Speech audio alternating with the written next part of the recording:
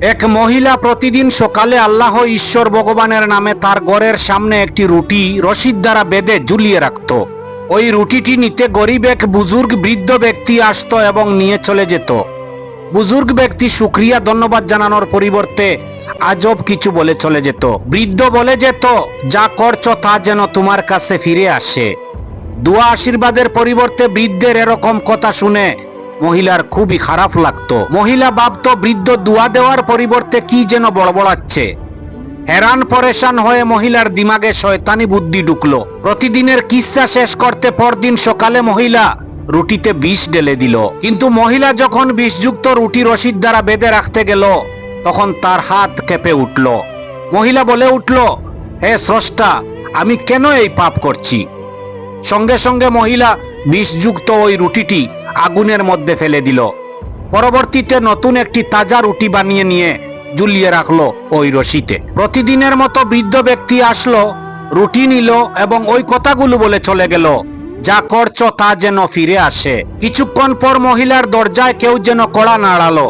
মহিলা দরজা খুলতেই দেখতে পায় দরজার সামনে দাঁড়িয়ে রয়েছে তার হারিয়ে যাওয়া পুত্র।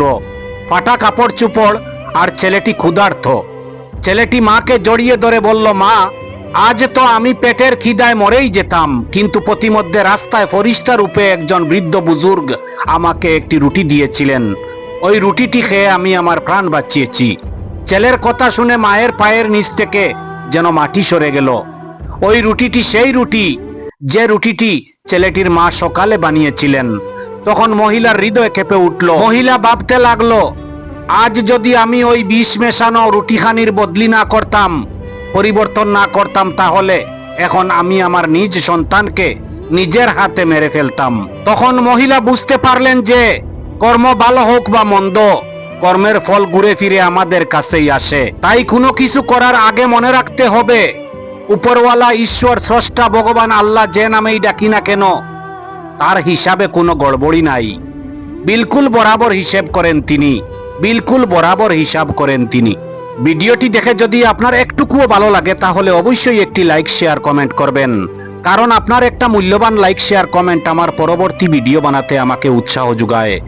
ভালো থাকবেন, সুখে থাকবেন, পৃথিবীর যে প্রান্তেই থাকুন না কেন আনন্দে থাকবেন। আর হ্যাঁ, নিজের খেয়াল নিজে রাখবেন, কারণ এই স্বার্থপর পৃথিবীতে, এই স্বার্থপর দুনিয়াতে আপনার খেয়াল আর কেউ রাখবে না, আর কেউ না। জয় হিন্দ, জয় ভারত।